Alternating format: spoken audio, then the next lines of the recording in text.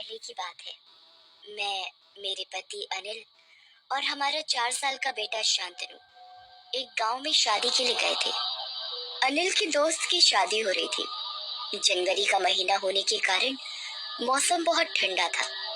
इसमें रात का समय, लेकिन शादी में मौजूद लोगों को ठंड की ज्यादा परवाह नहीं थी।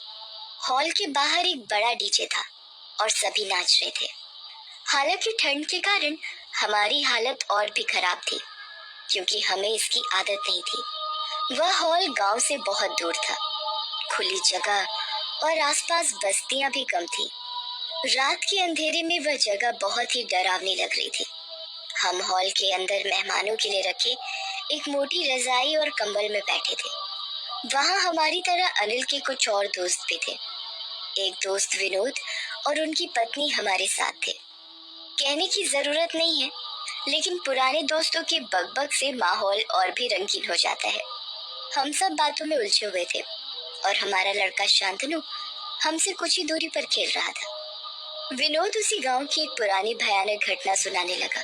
ये किस्सा लगभग 60 साल पुराना होगा। मेरी माँ का मायके इस जगह से थोड़ी दूर पर था।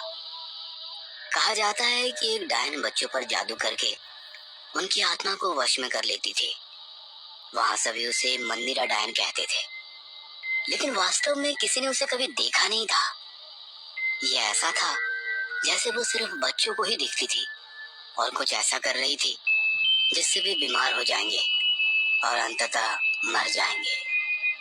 एक बार मेरी माँ और उसका छोटा भाई घर के बाहर आंगन में खेल रहे थे। तब वो बहुत छोटे थे, लगभग 3-4 साल के। तभी एक गरीब बुढ़िया उनके दरवाजे पर भीख मांगने आई, तो मेरी दादी उसे कुछ देने के लिए अंदर चली गई। इसी बीच बुढ़िया ने मेरे मामा को पास बुलाया और उसके कान में कुछ कहा।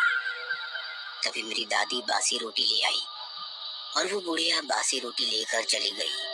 शाम होने से ठीक पहले मामा जी सोने चले गए। तेज बुखार के साथ उन्हें छींक आने लगी।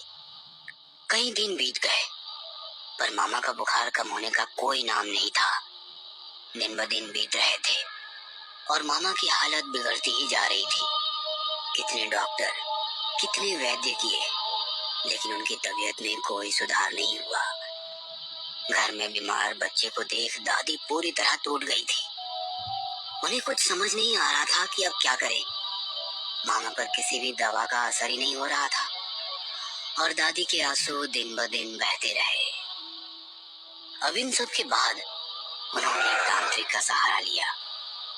जब वो घर आया तो उसने मामा के माथे पर हाथ रखा और कहने लगा, उसने इस बच्चे की आत्मा को जीत लिया है, इसकी मृत्यु अटल है।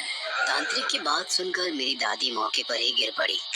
तभी दादा ने उनसे कहा, कुछ उपाय करो बाबा, हम अपने कलेजे के टुकड़े को उस डायन को नहीं दे सकते। हमारे बच्चे को उस डायन के चंगुल से बचाओ बाबा। तांत्रिक ने कहा, ये कोई आम डायन नहीं, बल्कि मंदिरा डायन है।